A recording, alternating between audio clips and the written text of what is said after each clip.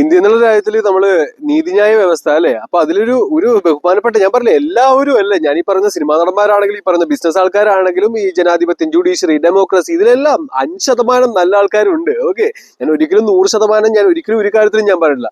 അപ്പൊ അതിലുള്ള ഒരു വ്യക്തിയാണ് പറഞ്ഞത്. ജസ്റ്റിസ് ആണ്, ഒരുപാട് പേരെ ശിക്ഷിച്ച് ഒരുപാട് കാര്യങ്ങൾ അറിയുന്ന ആളാണ്. അദ്ദേഹം പറഞ്ഞു എന്ത് വിഡ്ഢിത്തരമാണ് ചെയ്യുന്നത്, എന്ത് വിഡ്ഢിത്തരമാണ് ഈ ചെയ്യുന്നത്, ഇവരൊന്നും എന്താണ് ഈ ചെയ്യുന്നത്, പണം കൊടുക്കുന്നു, കാശ് കൊടുക്കുന്നു, ഇത് നന്നാവുന്നു. അപ്പൊ അതിനിടയിൽ ഒരു മന്ത്രി, ഞാൻ പറഞ്ഞു നമ്മുടെ വിഡ്ഢികളായ മന്ത്രിമാര്,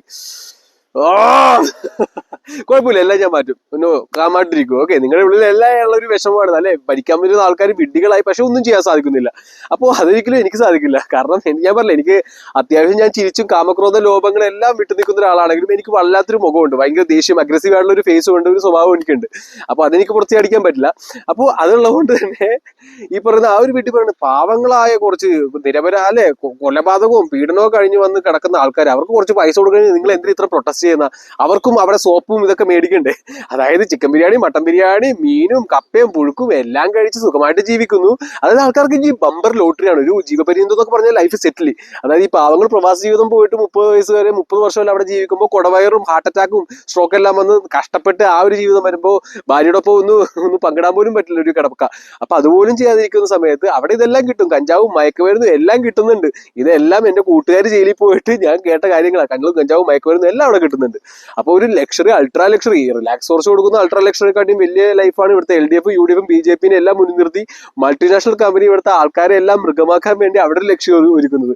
ഈ കാനഡയിലും ഈ പറയുന്ന ദുബായിലും ഈ പറയുന്ന എല്ലാവിധ സ്ഥലത്തും സോഷ്യൽ മീഡിയ എല്ലാം ഇത്രയും ലക്ഷറിയസ് പ്ലാറ്റ്ഫോം ആയത് അവർ കൊടുത്ത പണവും അവിടെ ഉള്ള സുഖ സൗകര്യങ്ങളും ഉണ്ടാകും. അപ്പൊ നേരെ അവർ ആ സ്ട്രാറ്റജി ജയിലിലും കൊടുത്തു. അപ്പൊ ഇനി ജയിലിലേക്ക് പോകുന്ന ആൾക്കാർ ഒഴുക്കാം, ഈ പറയുന്ന താഴെ തട്ടി കിടക്കുന്ന ആ ഒരു പുഴുക്കള്, അങ്ങ് മേളിൽ ആകാശം താഴെ ഭൂമിയായിട്ട് നടക്കുന്ന ആൾക്കാർ. അപ്പോൾ അത് ഏറ്റവും വലിയ പ്രതികാരം എന്ന് വെച്ച് കഴിഞ്ഞാൽ സ്കൂളിൽ നിന്ന് വരുന്ന കുഞ്ഞിനെ കൊണ്ടുപോയി പീഡിപ്പിക്കും, ഈ പറയുന്ന ആ രീതിയിലാവും.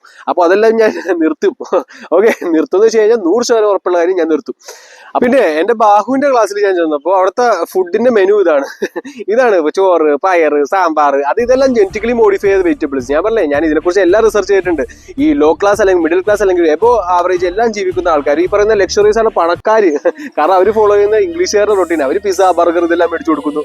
അപ്പൊ നിങ്ങളെല്ലാം കഴിക്കുന്നത് കൊടൂരമായ വിഷമാണ്. അപ്പൊ ഗവൺമെന്റ് സ്കൂളിൽ അല്ലെങ്കിൽ ഈ പറയുന്ന എല്ലാവിധ സ്കൂളിൽ കിടക്കുന്ന കുഞ്ഞുങ്ങളെല്ലാം കഴിക്കുന്നത് വിഷവും, അവര് കഴിക്കുന്നത് മട്ടനും ചിക്കനും ബീഫും മുട്ടയും എല്ലാം തടിച്ച് കൊഴുത്തൊക്കെ തന്നെ.